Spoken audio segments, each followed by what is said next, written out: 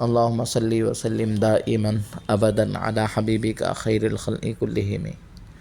ولادت پاک رسول اللہ صلی اللہ علیہ وسلم کی ولادت شریفہ آپ کے اپنے شہر مکۃ المکرمہ میں عام الفیل اصحاب الفیل والے سال ماہ ربیع الاول دوشنبہ پیر کے دن صبح صادق کے وقت خواجہ ابو طالب کے مکان میں ہوئی۔ اس مقام کو مولد الرسول کہا جاتا ہے جو مروہ پہاڑی کے بائیں جانب سڑک کے کنارے واقع ہے۔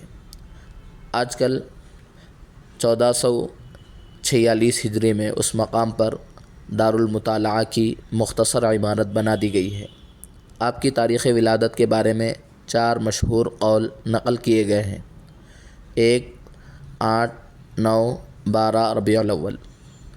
تحقیقی روایات 1 یا 9 ربیع الاول کے بارے میں ہے۔ سن عیسوی کے مطابق آپ کی پیدائش 20 اپریل 571 عیسوی تھی۔ عثمان بن عاص کی والدہ سیدہ فاطمہ بنت عبداللہ کہتی ہیں کہ ولادت کے وقت میں سیدہ آمنہ کے حجرے میں تھی۔ اس وقت سارا مکان نور سے بھر گیا تھا اور آسمان کے ستارے مکان پر جھک پڑے تھے۔ خود سیدہ آمنہ فرماتی ہیں کہ جب آپ پیدا ہوئے ہیں تو نہایت نظیف و پاکیزہ تھے، بدن پر کسی قسم کی آلائش نہ تھی۔